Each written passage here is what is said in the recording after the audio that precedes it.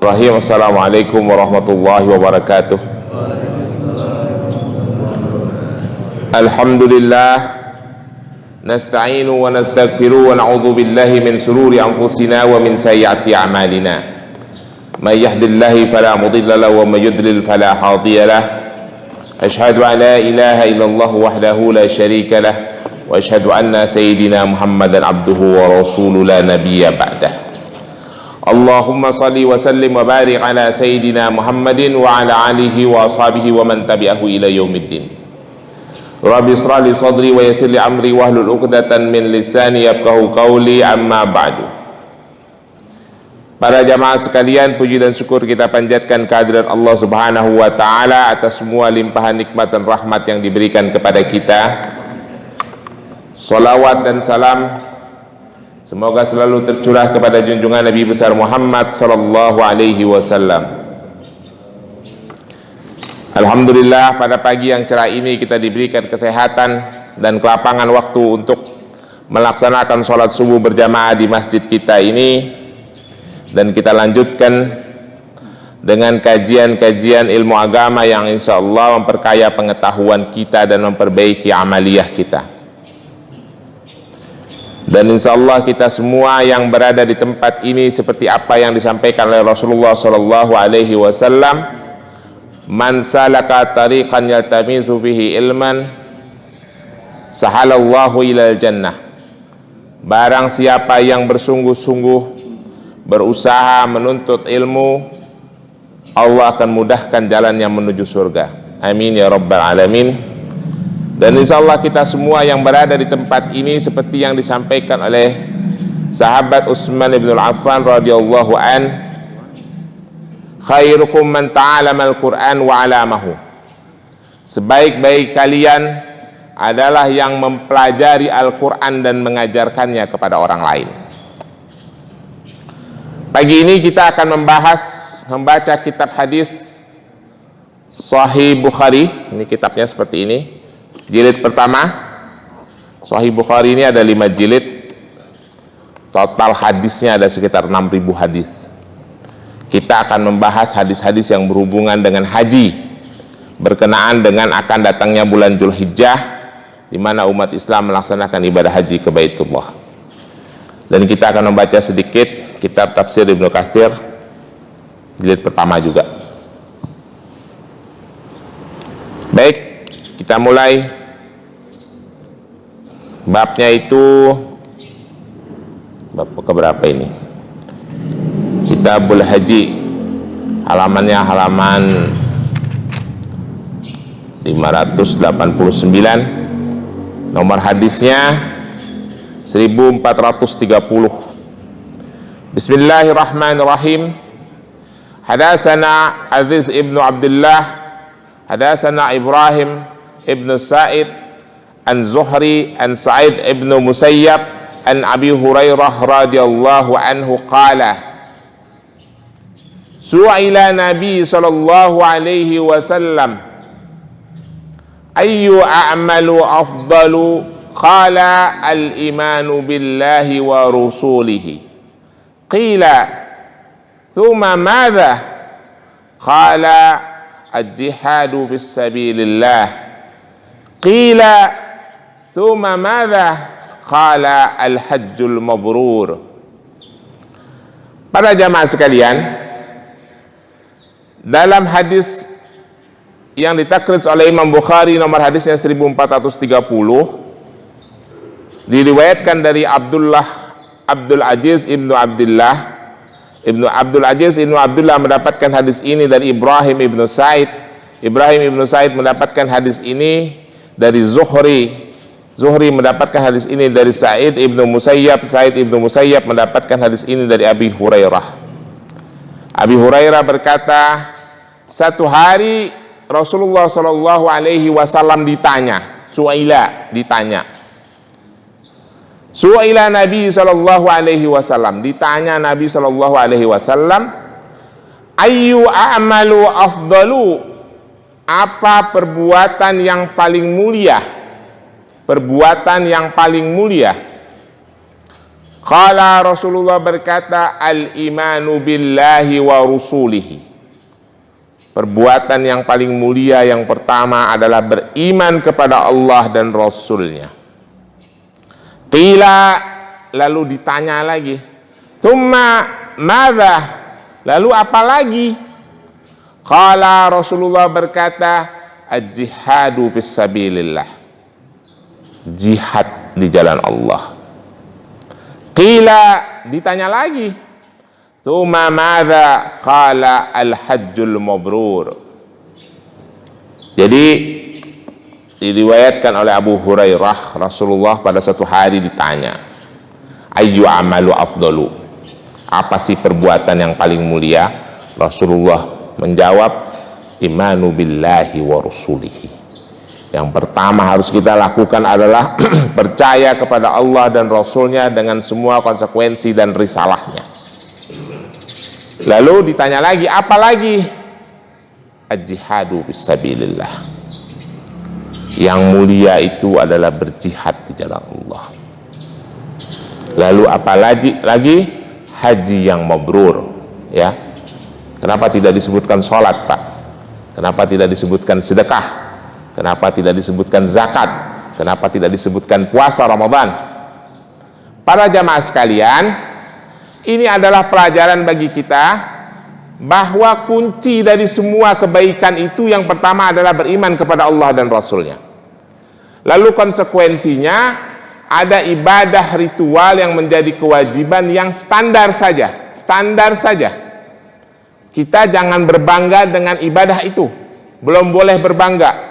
Sholat 5 waktu dengan sholat sunnahnya, puasa Ramadan dengan puasa sunnahnya, zakat sesuai haul dan hisab, itu adalah kewajiban standar yang harus kita lakukan dan tidak bisa tidak.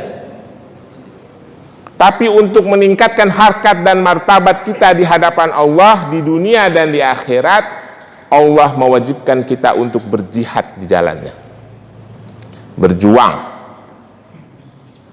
Berjihad itu jangan dikonotasikan perang-perang terus, ya. Setiap orang yang berjuang di jalan Allah, menegakkan kalimatillah dengan berbagai cara, itulah jihad, ya. Segala cara untuk mendekatkan diri kepada Allah, itulah jihad. Termasuk jihad membangun masjid, berdakwah seperti ini adalah jihad fisabilillah, ya. Jadi jangan konotasi perang. Itulah yang akan memuliakan seorang hamba. Lalu yang berikutnya adalah al-hajjul mabrur, haji yang mabrur. Bapak paham nggak isi maksudnya? Bir, mabrur itu asal kata dari birra atau barra, artinya baik atau taat. Maka haji mabrur itu adalah haji yang dimulai dari niat sampai akhir dia berada dan karena ketaatan kepada Allah Subhanahu wa taala. Ya, itu yang disebut dengan haji mabrur. Baik caranya maupun biayanya, bekalnya, itu selalu sesuai dengan ketaatan kepada Allah Subhanahu wa taala, maka dia disebut dengan haji yang mabrur. Dan haji yang mabrur itu balasannya adalah surga. Jelas? Kenapa saya mau membahas haji? Karena ada hal yang penting yang ingin saya sampaikan, yang selama ini juga selalu disalah maknai tentang dalil haji. Nanti kita bahas, ya. Kita lanjutkan berikutnya. Hadis nomor 1431. Hadatsana Abdurrahman ibnul Mubarak, hadatsana Khalid, akhbarana al-Habib ibnu Abi Umar an Aisyah binti Talha wa an Aisyah ummul mu'minin radhiyallahu anha anaha qalat ya Rasulullah naral jihadu afdalul amali afala nujahid, qala lakina afdalul jihadu hajjul mabrur. Jadi dari Abdurrahman ibnul Mubarak, dia mendapatkan hadis ini dari Khalid mendapatkan hadis ini dari Habib ibnu Abil Umar. Habib mendapatkan hadis ini dari Aisyah anaknya Tolha. Tolha sahabat Nabi ya. Tolha bin Ubaidillah itu sahabat Nabi. Aisyah anaknya Tolha mendapatkan hadis ini dari Aisyah juga. Aisyah Ummul Mukminin, Aisyah istrinya Rasul ya. Ada dua Aisyah berarti. Para jamaah sekalian, saya ingin menyampaikan, kadangkala para dai, para ustadz itu ketika dia menyampaikan hadis, dia suka keliru para perawi-perawi hadis karena namanya hampir sama. Cuma tabaqahnya beda-beda. Saya kasih contoh nih. Aisyah itu periwayat hadis istri Rasul masuk dalam kategori sahabat. Ada lagi Aisyah anaknya Tolha, itu masuk dalam kategori tabi'in kabir, tabi'in senior ya. Orang sering salah-salah ya, salah tempat ya. Ada kitab yang khusus membahas orang-orang ini, biografi para periwayat hadis, namanya kitab Hilyatul Auliya wa Tabaqatul Asfiya. Itu membahas 350 periwayat hadis dari Abu Bakar Siddiq sampai periode tabi'ut tabi'in. Kitabnya ada 8 jilid. Nanti pada saat kalau ada waktu kita bahas di sini. Si A itu siapa sih? Si B itu siapa sih? Dia berguru kepada siapa? Muridnya siapa? Hadis yang diriwayatkan apa-apa saja gitu ya. Kira-kira satu jilid kitabnya setebal ini, lebih tebal lagi lah, tapi ada 8 jilid. Ya kalau dibahas 5 tahun baru habis lah. Asal kuat aja dengerin taklimnya. Ya. Jadi pengen tahu si Anu itu siapa, si Anu itu siapa gitu ya. Karena itu berhubungan dengan kualitas hadis, berhubungan dengan kesohihan hadis. Nanti kita lihat pada hadis berikutnya. Oke, itu sekilas ilmu hadis ya. Jadi Aisyah itu berkata di Rasulullah Shallallahu Alaihi, dia bertanya kepada Rasulullah Shallallahu Alaihi Wasallam, ya Rasulullah, sesungguhnya amal yang paling mulia itu adalah jihad fisabilillah. Terus kami ini yang tidak bisa berjihad gimana untuk mendapatkan amal yang paling mulia? Rasulullah mengatakan, lakin afdalul jihadi hajjul mabrur. Selain jihad fisabilillah, amal yang paling mulia itu ada haji yang mabrur. Para jamaah sekalian, apabila kita sudah ada kesempatan dan kemampuan untuk berhaji, maka segera laksanakan.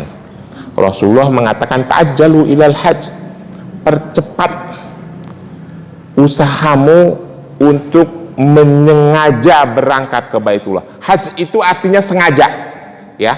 Haji itu artinya sengaja dari sisi bahasa. Jadi orang yang berangkat haji, orang yang menyengajakan diri untuk berangkat ke Baitullah.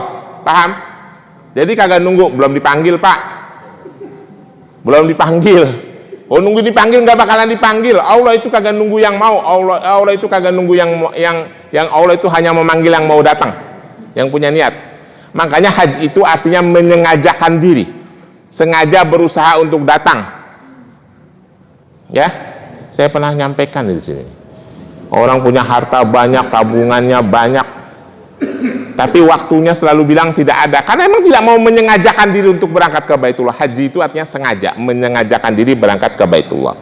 Makanya kalau udah ada kemampuan, segera berangkat. Ilmunya cari ya, ilmu bisa dipelajari, syarat-syaratnya, kewajiban-kewajibannya, rukunnya dan sebagainya. Jadi haji yang mabrur itu sama kedudukannya dengan jihad fisabilillah. Berangkat haji bagi orang yang mampu itu kan mudah ya, tinggal tunggu waktu ya. Kalau duit lebih banyak lagi, pakai haji plus. Duit lebih banyak lagi, beli undangan. Undangan ada pak, undangan raja ya, harganya 250 juta satu. Banyak KBH yang jual undangan, nggak ada masalah kalau duitnya ada sih. Jadi itu bersegeralah untuk melaksanakan ibadah haji.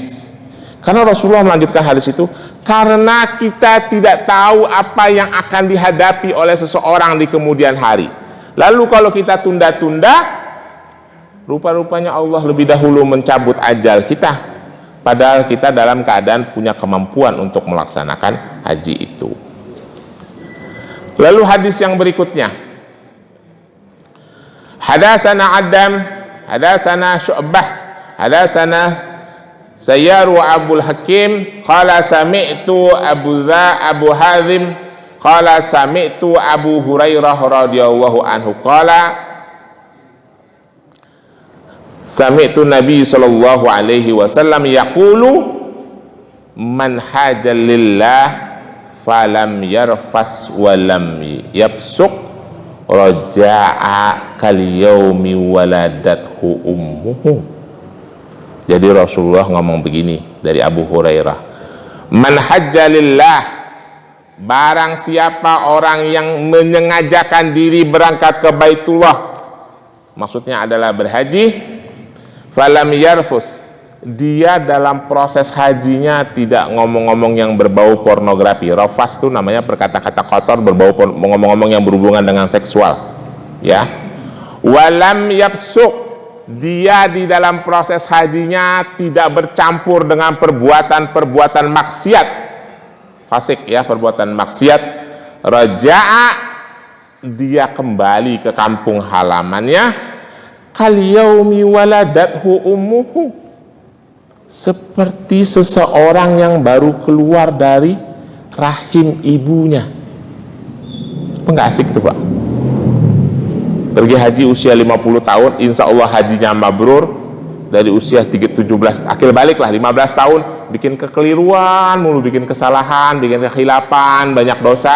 Habis itu dipanggil oleh Allah melaksanakan ibadah haji, pulang seperti orang yang lahir dari rahim ibunya, suci bersih tanpa dosa. Bayangkan, sekian lama dia bikin dosa terhapus. Maka dari itu yang punya kesempatan bersegeralah untuk melaksanakan ibadah haji. Jelas ya? Lalu itu udah 3 hadis kita baca. Hadis yang berikutnya, hadis terakhir nih, hadis keempat. Belum ada setengah jam saya ngomong ya. Nomor hadisnya 1434. Qaulullahu ta'ala wa tazawwadu fa inna khairaz zadi taqwa. Judul hadisnya, temanya berkenaan dengan firman Allah Ta'ala yang berhubungan dengan berbekal dalam urusan haji. Hadatsana Yahya ibnu Bishrin, hadatsana Syababah an Warakah an Amri ibnu Dinar an Ikrimah an Ibnu Abbas radhiyallahu anhuma qala kana ahlul yamani yahjuna wala yatazzaduna wa yaquluna nahnu mutawakkiluna fa idza qadimul makkah sa'alun nasu fa anzalallahu ta'ala wa tazawwadu fa inna khairaz zadi taqwa. Catatannya, ruwahu Ibnu Uyainah an Amri an Ikrimah mursalan. Itu catatan hadis. Jadi hadis ini diriwayatkan oleh Ibnu Abbas. Dari Ibnu Abbas, Imam Bukhari mendapatkan dari Yahya ibnu Bishrin. Suatu hari Ikrimah bercerita, kana ahlal Yamani, ada penduduk kota Yaman, Yaman Hadramaut, kampung leluhur saya. Ada penduduk kota Yaman, yahjuna, mereka berhaji, wala yatazaduna, dan mereka tidak membawa bekal untuk melaksanakan haji. Di masa itu para jamaah sekalian, orang yang melaksanakan ibadah haji itu membawa kendaraan dan membawa tepung sawit, ya, untuk bekal makan mereka, karena tepung sawit itu paling tahan untuk sekian bulan. Tepung sawit itu gandum yang dicampur dengan kurma, digoreng, dipanasin, ya.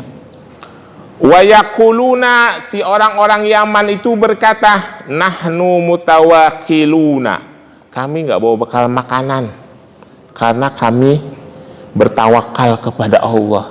Fa idza qadimu Makkah, lalu ketika mereka sampai di Mekah, ahli Mekah mengatakan, fa anzalallahu ta'ala wa tazawwadu fa inna khairaz zadi taqwa.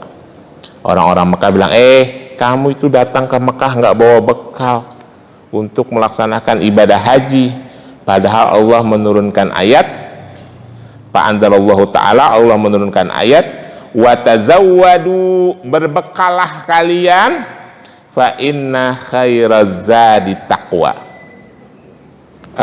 Saya sebelum menjelaskan fa inna khairaz zadi taqwa, karena itu panjang ya, nanti kita baca tafsirnya, saya ingin mau menyampaikan hadis ini adalah hadis mursal ya. Ibnu Ammar mendapatkan dari Ikrimah secara mursal, ini ada penjelasannya, an Amrin wa an Ikrimah mursal, dari Ibnu Ammar ke Ikrimah itu secara mursal. Mursal itu aslinya sebetulnya hadis dhaif, tidak boleh dipakai untuk dalil ya.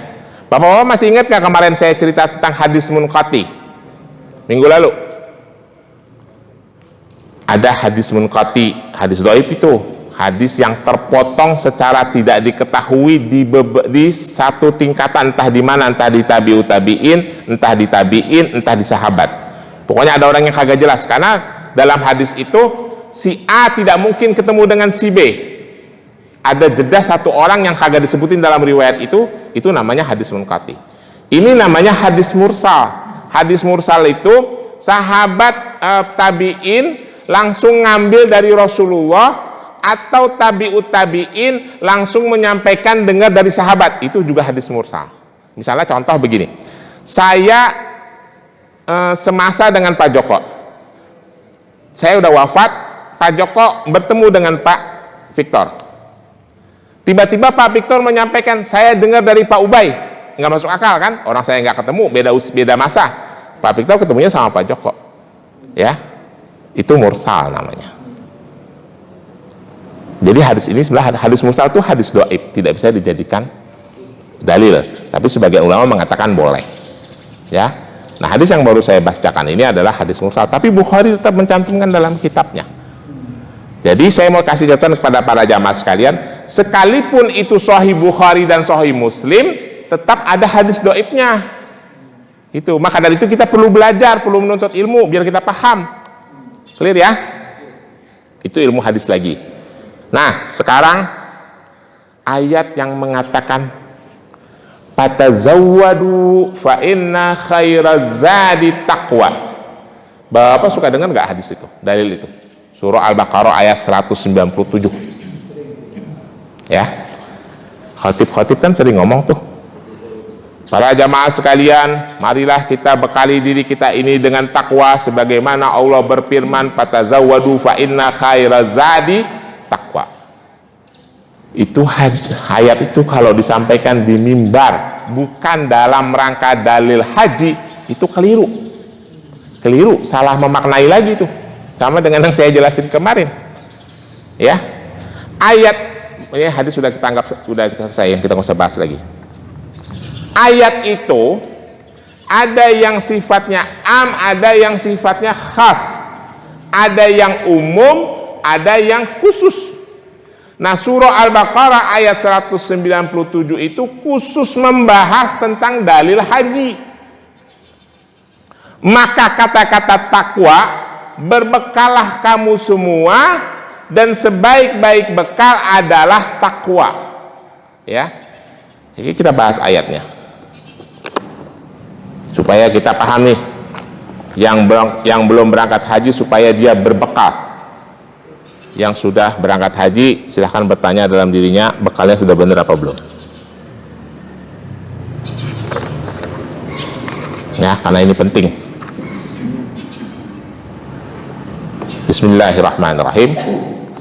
Al-haju ashhurul ma'lumat, faman farada fihinal hajj fala rafasa wala fusuqa wala jidala fil hajj wa ma taf'alu min khair ya'lamhumullah wa tazawwadu fa inna khairaz zadi taqwa wattakuni ya ulil albab.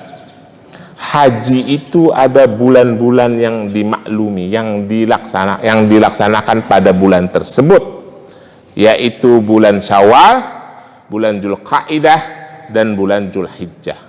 Itu yang disebut dengan Ashrul Ma'lumat. Faman farada fihina, barang siapa yang telah menetapkan dirinya untuk melaksanakan haji, maka dia jangan berkata-kata kotor, maka dia jangan berbuat maksiat, maka dia jangan bertengkar. Wala jidal itu artinya bertengkar, berantem ya. Fil hajj, dalam urusan haji. Wa ma taf'alu min khair ya'lamhumullah, barang siapa yang berbuat kebaikan maka kebaikan itu kembali kepada dirinya. Wa tazawwadu fa inna khairaz zadi taqwa. Nah, ini penting. Ketika kalian ingin berangkat haji, wa tazawwadu, berbekalah. Bekalnya apa? Bekalnya materi, uang, makanan, pakaian, dan lain-lain yang berhubungan dengan rukun, kewajiban, dan proses kegiatan pelaksanaan ibadah haji.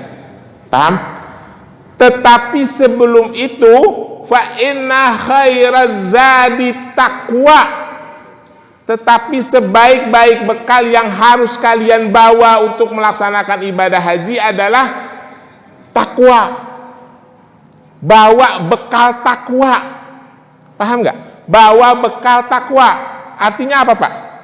Kalau belum bertakwa jangan berangkat haji. Itu ayatnya, maknanya. Definisi takwa paham kan? Kita ambil definisi yang paling terakhir, yang paling mudah saja. Imtisalul awamiri wajtanibu nawahi. Itu definisi takwa. Melaksanakan semua perintahnya, menjauhi semua larangannya. Jelas? Maka dari itu orang yang berkewajiban untuk melaksanakan ibadah haji sudah melaksanakan semua perintah Allah yang sebelum haji. Sholat sudah benar, puasa sudah benar, zakat sudah benar, sudah full dilaksanakan dengan baik.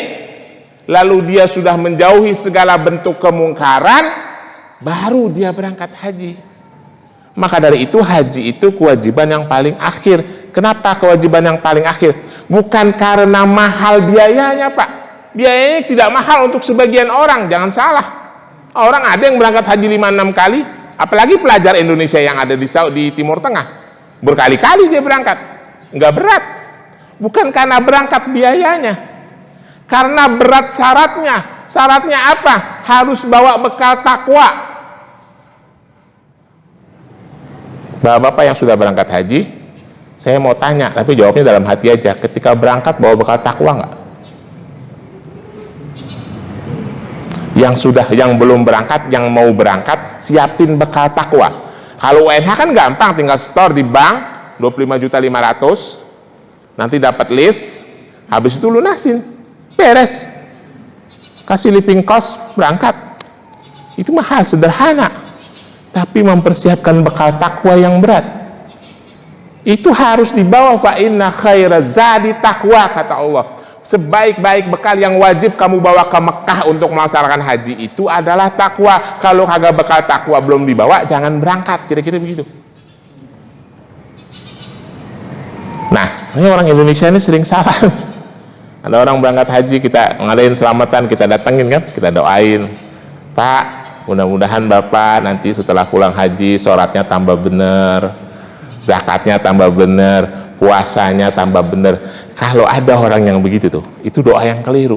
Berarti dia belum bener sholatnya, belum bener zakatnya, belum bener puasanya. Jangan berangkat dulu, benerin dulu baru berangkat.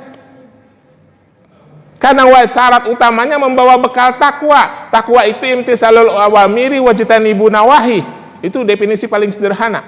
Melaksanakan semua perintah, menjauhi larangan. Ya. Ini kadang orang ini suka keliru-keliru nih pakai dalil. Udah kagak dipahami dengan benar. Khotib juga pada sering salah. Berbekalah karena sebaik-baik bekal adalah takwa. Itu untuk urusan haji, bro. Itu dalilnya ayatnya ayat khas, ayat yang khusus. Bukan ayat am. Kalau berbicara tentang takwa banyak ayat-ayat yang lain. Jelas ya? Jadi besok-besok yang mau berangkat haji, persiapkan dulu diri sebaik-baiknya, berbekalah dengan bekal takwa. Nah, dalam kitab tafsir ini dijelaskan, karena ahlil yamin ini seperti yang tadi ya, Fa inna khairaz zadi taqwa lima amarahum bizadi lisafar fid dunya wa arsaduhum ila zadil akhirah. Berbekal itu dalam perjalanan adalah perintah untuk mempersiapkan sebaik-baiknya bekal untuk perjalanan di dunia, maksudnya adalah haji, dan yang lebih penting tujuannya, sasarannya untuk membimbing kalian kepada akhirat. Itu maksudnya penjelasan tafsir ini. Maka sebaik-baik bekal yang dibawa adalah takwa. Bawa siap nih, kalau kita mau berangkat haji nih, kira-kira nih gambarannya, kemasin dulu takwa, habis itu baru kemasin makanan, pakaian, dan sebagainya dan sebagainya. Kalau makanan ke pakaian boleh ketinggalan, takwa nggak boleh ketinggalan. Nanti nggak sah hadisnya, hajinya ya. Kita lanjutkan. Penjelasan tafsir ini, wa huwa istasahabut taqwa, dia adalah pendekatkan diri kepada takwa, ilaiha kepadanya, kama qala, seperti perkataan Allah Subhanahu wa taala dalam surah Al-A'raf ayat 26, ya bani Adam qad anzalna alaikum libasan yuwari su'atikum warishan wa libasut taqwa dzalika khairu. Jadi surah Al-Baqarah ayat 197 maknanya sama dengan surah Al-A'raf ayat 26. Nanti buka di rumah ya Pak, biar paham, biar nyambung ya. Surah Al-A'raf 96 Allah bilang, ya bani Adam qad anzalna alaikum libasan, hai bani Adam, sungguh aku telah turunkan kepadamu pakaian, yuwari su'atikum, untuk menutupi auratmu, warisan, dan sebagai perhiasan. Nih perhiasan maksudnya pakaian yang ini nih, pakaian yang nyata ya. Walibasut taqwa dzalika khairu, dan pakaian takwa lebih baik untukmu. Jadi kita boleh berpakaian yang bagus-bagus, yang keren-keren, karena pakaian itu Allah jelaskan dalam surah Al-A'raf ayat 26 sebagai warisan, sebagai perhiasan, sah-sah saja, kecuali yang dilarang pakai sutra dan sebagainya. Tapi ketahuilah, sesungguhnya pakaian yang terbaik yang kalian pakai itu adalah pakaian takwa. Nah ini juga jangan salah lagi nih maknanya nih. Kemarin saya pernah cerita di masjid ini.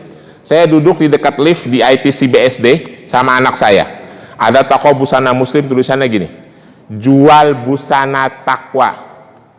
Saya bilang sama anak saya, dek, liatin dek, itu toko ngaco, itu judulnya jual busana takwa. Apa urusannya? Busana itu yang maksud labisut takwa itu maksudnya perilaku kita sesuai dengan perintah Allah, bukan pakaian takwa. Saya tanya, jualan apa di sini? Jualan gamis, kerudung. Gamis itu bukan pakaian takwa Pak. Abu Jahal juga pakai gamis, Abu Lahab juga pakai gamis gitu ya. Ini jangan salah makna. Maksudnya pakaian takwa itu adalah perilaku kita yang meliputi hidup kita sehari-hari, menunjukkan ketaatan kepada Allah. Sama dengan yang tadi tuh, wa tazawwadu fa inna khairaz zadi taqwa. Jelas ya? Penjelasannya adalah lima dzakara libasul hasi wa musidi ila libasul ma'nawiyah. Ya, jelas catatannya. Ila libasi ma'nawiyah. Maksud daripada libasut takwa itu, pakaian takwa itu secara maknawi, bukan secara zahir. Ya, saya memakai pakaian takwa ini apa? Pakai kurta. Kurta, tahu kurta Pak? Kurta itu pakaian orang Pakistan, bukan pakaian takwa. Itu orang Hindu yang agamanya Buddha juga pakai kurta. Ya, ada lagi saya pakai gamis. Pakaian takwa ini orang Kristen Libanon itu juga pakai gamis, Kristen Kopti Mesir juga pakai gamis, ya. Ini cerita. Saya walaupun kadang suka berbeda sama Kiai Said Agil Sirot, tapi saya suka dengan pernyataan-pernyataannya. Iseng aja nih Pak. Beliau bilang gini, Indonesia ini banyak orang yang kelaguan, yang hidungnya pesek, kendase ireng, nganggo gamis. Arab-Arab di Pekalongan, di Cirebon aja nganggo sarung katanya gitu. Ya. Saya pikir-pikir iya juga kayak Said iki ngomong. Arab-Arab di Pekalongan di Cirebon itu nganggo sarung, orang nganggo gamis katanya. Ini yang hidungnya pesek, ndase ireng nganggo gamis katanya. Pakai gamis maksudnya. Jadi jangan mengidentikan diri dengan tampilan luar. Ya. Mungkin dia berpedoman pada ayat ini. Padahal maksudnya labisut taqwa itu perilaku kita. Ya. Para jamaah sekalian, jadi kembali kepada dalil tadi, fatazawwadu fa inna khairaz zadi taqwa, berbekalah kalian pada saat akan melaksanakan ibadah haji, tetapi bekal yang paling utama dibawa adalah takwa.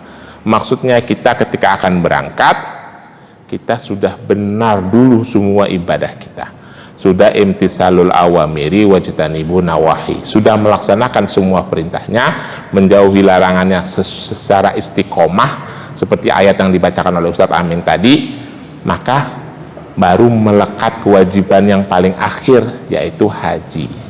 Saya kira begitu. Lebih kurangnya mohon maaf. Kalau ada pertanyaan saya persilahkan. Ada pertanyaan silakan Pak Ismail. Waalaikumsalam warahmatullahi wabarakatuh.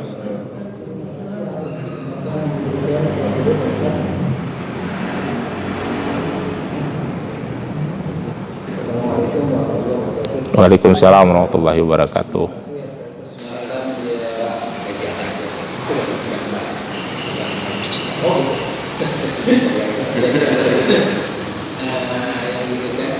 Ini yang menjadi menjadi kuat saya. Dan memang tadi penyampaian guru luar biasa bagus ya mengenai masalah haji menjadi amal yang baik itu nanti apa dulu ya sebagai jadi iman bagus baik menjadi jihad dan haji. Itu tiga kemudian ini sebagai jadi beliau sampaikan di akhir itu adalah jadi sebenarnya yang penting yang adalah itu kita membereskan diri gitu aja juga menyengaja tetapi yang pokok adalah itu diberesin dulu tapi yang jadi masalah normal ya kita ini kan sebagai muslim dan banyak ya kita ya karena KTP ya bahkan gitu orang tua muslim jadi muslim gitu. Jadi dalam tempat ini masing-masing mengalami itu mohon misalnya saja jadi masalah ketika kita membereskan nggak belum pelan-pelan sholat kita belum khusyuk, sholat kita belum bisa baca kita dari ayat siapa bukan sedangkan kita kadang-kadang mau masalah mimpi itu bercampur dengan riba ketika kita menunaikannya dari gaji kita dari penghasilan kita ya mungkin secara global itu tidak ada di antara kita yang punya betul-betul bersih harta kita itu ya kan, kalau kita berzakat bertunai masih duit terus kemudian yang ada kemudian kita perlu menunaikan ibadah haji. Nah ini sampai kapan itu mau sedangkan misalnya kita sudah ada secara materi ini sudah ada kemampuan usia 40 sudah kemampuan tetapi iman kita belum beres kemudian kita belum beres terus kemudian syahadat itu dan sebagainya sholat kita syahadatnya yang kita ini bagaimana waktu ini kalau kita karena belum beres itu kita nanti kita merasa kalau kita seperti ini belum saatnya belum layak kita untuk pergi haji karena nggak akan Pak bagus sampaikan juga sudah waktu sebenarnya karena itu yang menjadi dasar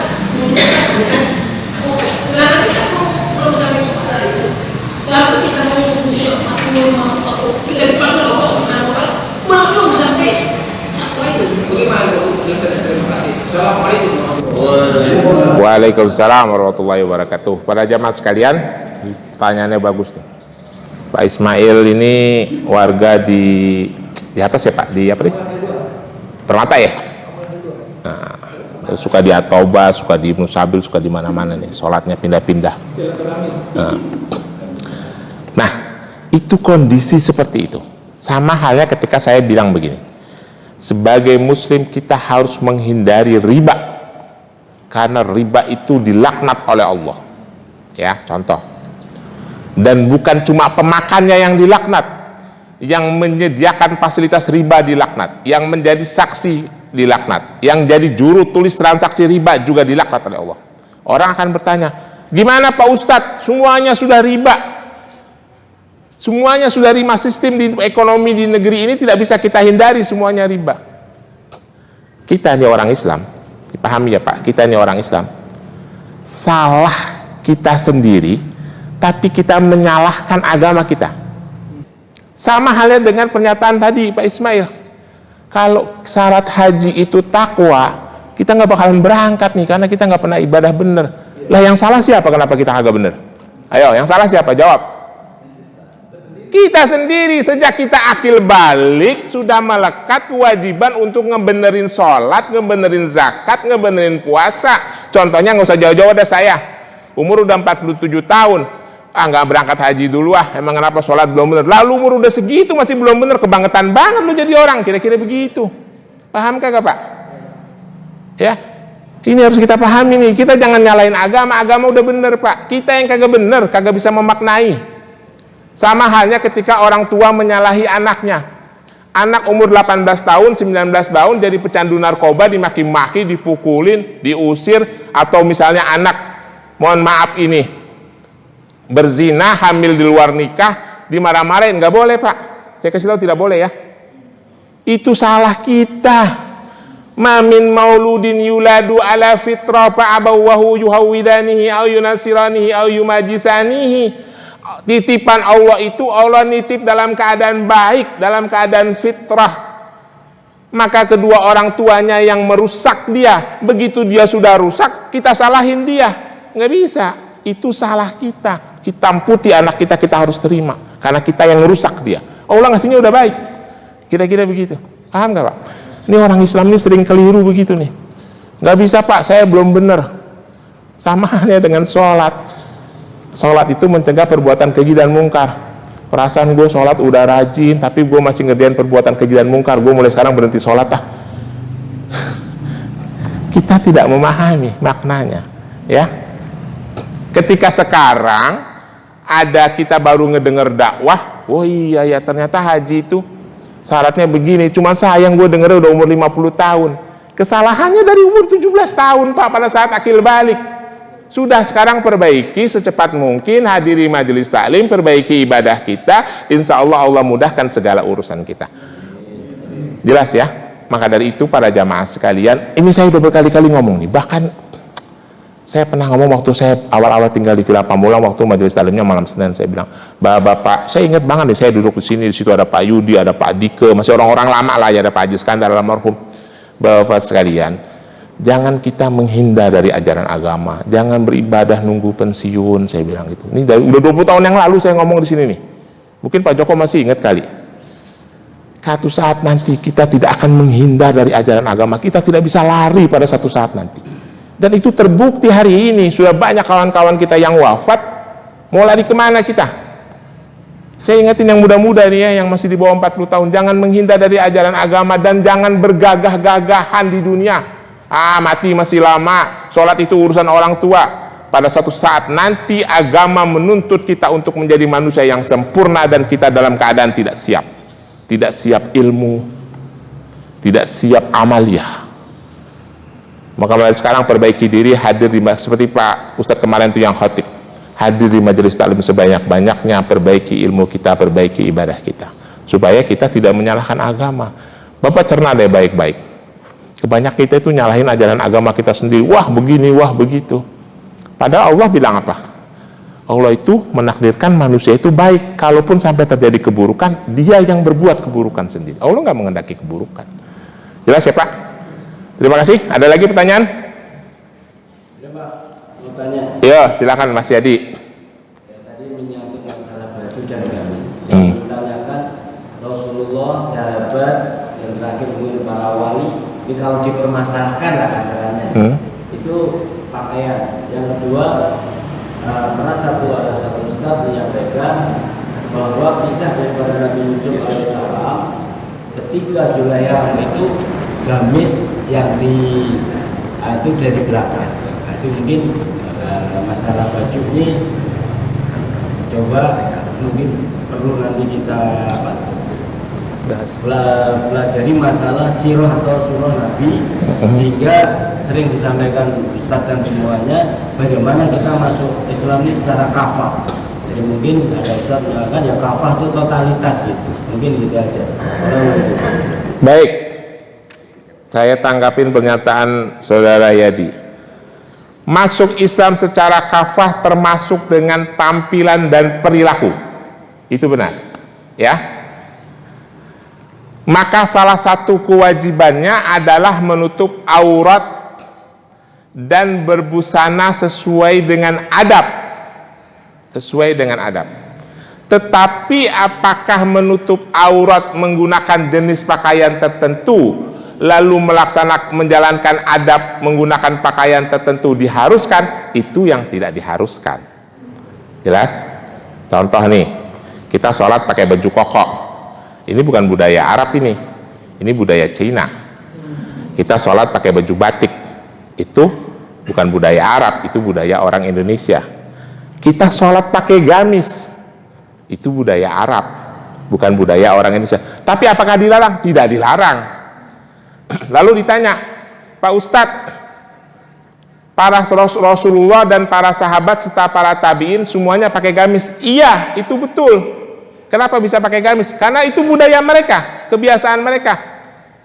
Tapi kita harus ikutin dong. Tidak harus. Kalau kita ikutin, kita mulai sekarang ngomong Arab, jangan ngomong Indonesia. Karena orang Arab dan para sahabat dan para tabiin tidak berbahasa Indonesia, berbahasa Arab. Gitu loh.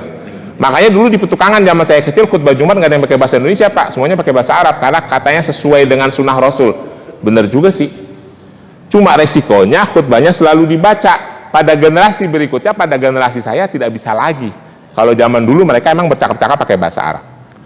Jadi ya, saya ingin menyampaikan ada sunnah-sunnah yang disandarkan oleh Rasulullah yang berhubungan dengan perilaku keagamaannya, ada yang berhubungan dengan sifat kemanusiaannya. Dalam bahasa agama disebut atrabul basyariyah, sifat-sifat basyar, sifat-sifat kemanusiaannya.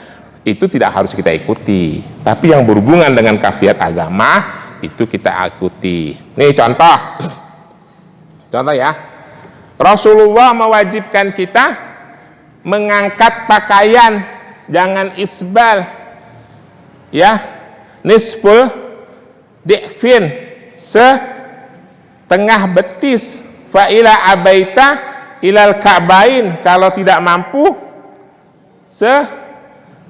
mata kaki. Tetapi pakaiannya apa? Boleh gamis, boleh sarung, boleh sirwal seperti ini. Ini kan semata kaki nih, ini sirwal bukan gamis. Tapi Rasulullah dulu pakai sirwal enggak, dia pakai gamis. Gitu loh. Jelas ya? Gitu Mas Edi ya. Pakaiannya apa? Yang penting menutup aurat, suci, dan yang lebih penting lagi adab. Jangan juga pakai kaos kutang walaupun sah, tapi janganlah, itu tidak sesuai dengan adab. Saya kira gitu. Terima kasih. Ada lagi? Yuk Mas Hendri. Izin Pak, mau nanya terkait itu Pak yang badal haji ya. Nah, badal haji itu kan ada nenek di Indonesia itu kebetulan umurnya itu kan sudah sampai 67 ya. Nah sekarang itu ada aturan pemerintah maksimal 65 ya Pak. Nah itu akhirnya memutuskan untuk dibadalkan yang sudah terdaftar itu Pak. Nah, lalu kemudian untuk yang sudah meninggal juga Pak, itu apakah kita mewajibkan untuk membadalkan kembali atau gimana? Dia belum haji. Baik, mengenai badal ini ada 4 mazhab yang berbeda.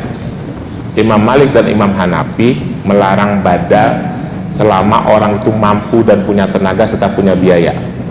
Ya, kalau menggunakan kaidah ini Imam Malik dan Imam Hanafi, peraturan pemerintah yang 65 tidak bisa berangkat nggak berlaku nih. Tapi kita bermazhab Syafi'i, maka Imam Syafi'i membolehkan kita membadalkan haji, baik dia mampu atau tidak. Misalnya si fulan tidak bisa berangkat, padahal dia punya uang dan punya tenaga, tapi karena tidak bisa berangkat dengan satu hal, bisa dibadalkan menurut mazhab Imam Syafi'i. Tapi menurut mazhab Imam Malik dan Imam Hanafi, kalau dia punya uang dan punya tenaga, walaupun dia tidak bisa berangkat, tidak boleh dibadalkan. Ya. Nah, terkait dengan peraturan pemerintah kita nggak usah khawatir ya mengenai peraturan pemerintah. Tidak salah juga pemerintah bikin aturan kayak gitu karena kuotanya terlalu banyak. Itu jadi membatasi. Kita bermazhab Imam Syafi'i saja, berpedoman pada mazhabnya Imam Syafi'i. Boleh dibadalkan walaupun si orang itu punya uang dan punya tenaga, cuma karena berbagai hal tidak bisa berangkat ke sana. Salah satu halnya adalah karena peraturan, maka boleh dibadalkan, Mas. Terus yang meninggal, kalau yang meninggal mazhab Imam Syafi'i boleh membadalkan. Mazhab Imam Hambali dan Imam Malik serta Imam Hanafi tidak boleh, tidak perlu membadalkan karena kewajibannya gugur kecuali diwasiatkan. Misalnya orang tua kita pernah berwasiat, ini bapak ibu nggak sempat berangkat haji nih, nanti kalau ibu keburu wafat atau bapak keburu wafat tolong badalkan haji. Itu wajib ya menurut 3 mazhab tadi. Tapi menurut mazhab Imam Syafi'i tidak diwasiat pun, tidak diwasiatkan pun, kalau beliau sudah meninggal kita boleh membadalkan ya. Yang paling gampang kita berpedoman pada mazhab Imam Syafi'i aja, walaupun saya tidak mengharuskan bapak-bapak bersandar pada mazhabnya Imam Syafi'i, yang 4-4-nya sah. Saya kira gitu gambarannya ya. Terima kasih. Ada lagi? Cukup? Cukup ya. Besok kita lanjutkan kajian kita. Mungkin besok kita kaji hal-hal yang berhubungan dengan kurban, hadis-hadisnya maupun dalil-dalilnya. Terima kasih. Lebih kurangnya mohon maaf. Billahi taufiq wal hidayah. Wassalamualaikum warahmatullahi wabarakatuh.